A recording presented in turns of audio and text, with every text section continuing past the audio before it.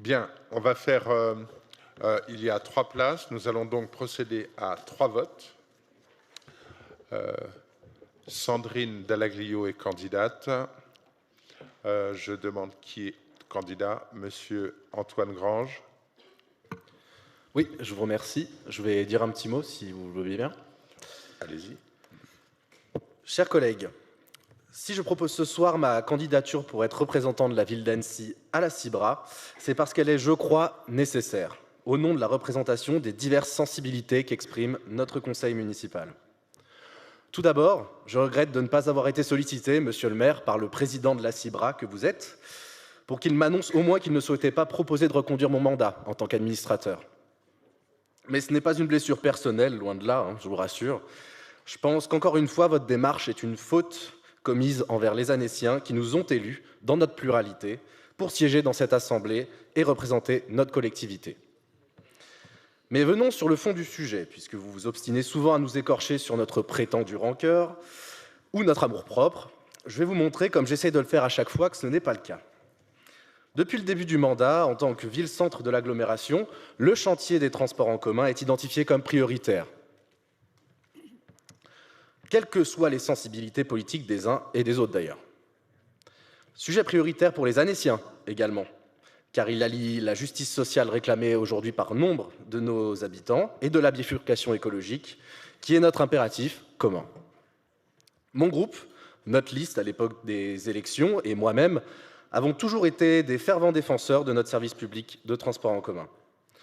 Notre vœu a toujours été d'aller plus loin, aussi bien dans l'extension des services proposés directement par la CIBRA, mais également dans l'infrastructure.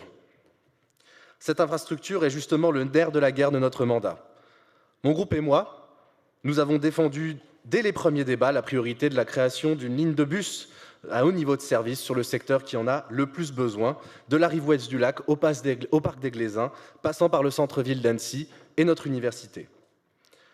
Le contrat de SPL qui lie aujourd'hui la CIBRA à l'agglomération est en cours de réécriture pour plus de clarté et pour répondre à ces enjeux d'avenir. Je suis convaincu qu'il s'agit d'un chantier nécessaire pour préserver à l'avenir les liens étroits entre l'agglomération et la SPL, mais également pour renforcer l'efficacité du service public et offrir des perspectives d'avenir. Un autre chantier que nous avons porté d'ailleurs en 2020 devant les Annéciens va également entrer en phase de discussion. Je veux parler de la tarification sociale et solidaire. C'est un sujet qui me tient particulièrement à cœur. En tant qu'élu attaché à la solidarité et à l'écologie, en tant qu'usager fréquent des différents services de la CIBRA, et enfin en tant que benjamin de ce conseil municipal pour porter aussi le regard particulier de cette génération dont je suis, qui est la première utilisatrice de nos transports en commun. Je n'oublie pas non plus la nécessité d'adopter notre offre de location de vélos, avec Vélonocy pour accompagner les changements de mobilité largement en cours dans la société et sur notre territoire. Certes, je n'ai pas toujours été en accord ces 2 dernières années avec la politique menée. Cependant, je pense avoir eu raison. La gratuité des lignes des plages, la totalité du réseau mis en gratuité cette année restent des sujets largement discutables. Mais c'est justement pour faire vivre le débat, pour avancer plus loin, tous ensemble, en trouvant des solutions et compromis clairs et assumés, que je présente ma candidature. Je souhaite aussi, comme je l'ai fait ces 2 dernières années de mandat, être à l'écoute des employés qui font vivre ce service public, qu'ils soient conducteurs, contrôleurs, régulateurs, guichetiers, techniciens. Je souhaite par ailleurs, à cette occasion, les remercier pour leur disponibilité, mais plus généralement pour le sens du service public qui les anime. Ce lien, je l'ai entretenu et cultivé pendant 2 ans. Ils m'ont appris d'ailleurs qu'il était indispensable et riche de connaissances. En m'accordant votre confiance, chers collègues conseillers municipaux, vous faites donc un choix qui permettra à notre ville d'être représentée à travers la diversité des avis qui animent ce conseil municipal. En ouvrant son capital social à 2 nouvelles communautés de communes, Cruseilles et Fierréus, en plus de Rumilly, la CIBRA montre tout son intérêt pour un territoire plus large dans les déplacements de nos populations. En tant que vice-président du SCOT en charge de la transition écologique, je sais l'importance de ces sujets et je sais pouvoir lier l'intérêt ultra-local de notre ville avec l'intérêt général de notre territoire communautaire et extra-communautaire. Vous faites aussi le choix d'une ligne claire et assumée sur ce que l'on attend d'un service public de transport en commun exemplaire pour une ville et un territoire qui en ont tant besoin. Je vous remercie. Merci. Est-ce qu'il y a d'autres candidatures? Monsieur Chamosset, vous avez dit tout à l'heure que vous seriez peut-être candidat. Je m'inquiétais. Oui, bien sûr, je maintiens mon annonce. Donc vous êtes candidat? Je suis candidat. Sur une autre, en face d'une autre Donc candidate. vous êtes candidat ou pas? Pas sur ce tour-là, sur le prochain. Merci. Bien, on va procéder Monsieur le maire au vote. Oui, Madame Ah oui, Lafleur. non, c'est pour confirmer, comme ma collègue Sandrine, que je suis candidate.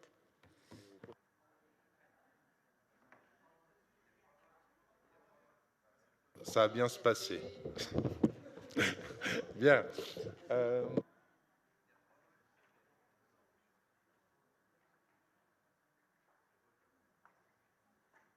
Monsieur le maire, on a bien 3 votes. Il y a le poste numéro 1, donc qui est ouvert. Il y a le poste numéro 1, celui sur lequel on travaille. Voilà, il y a 2 Le candidats. suivant, on travaillera sur le poste numéro 2 et ensuite sur le poste numéro 3. J'aimerais bien avoir sous les écrans, donc, il y a Sandrine Dallaglio qui sera le numéro 1. Et ensuite, c'est Antoine Grange qui sera sur le 5. Le vote blanc, le 6. Donc, si vous voulez voter pour Sandrine Dallaglio, vous faites le 1, on connaît cette phrase. Si vous voulez voter pour Antoine Grange, vous faites le 5. Si vous voulez voter blanc, vous faites le 6.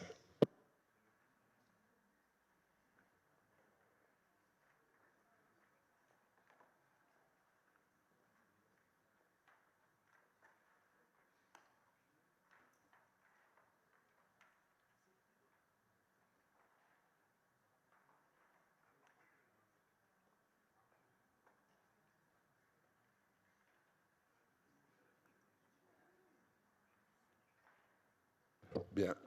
Monsieur Modurier pour Cécile Boly. Ornella Dulé-Larry. Merci. Les résultats. Sandrine Dallaglio, 37 voix. Antoine Grange, 31. Alexandre Mulatier-Gachet, 1 voix. Bien. Alexandre, même absent.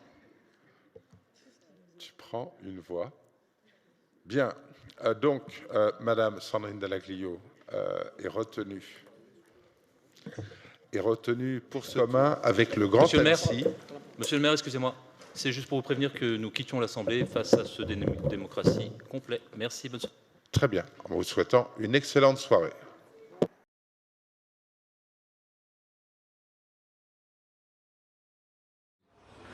Bonsoir à tous. Fin de conseil municipal pour nous ce soir, un peu anticipé, puisque en fait au 3e point de l'ordre du jour s'est déroulé le vote des représentants de la ville à la SPL Cibra, donc la société publique locale qui exploite notre réseau de transport en commun. Et ayant été jusqu'ici avec mon collègue de l'opposition Philippe Chamosset, représentant de la ville au sein de ce conseil d'administration, ce soir le maire a décidé par un nouveau vote de tout bonnement et simplement nous supprimer l'opposition dans la représentation de la ville à la Cibra.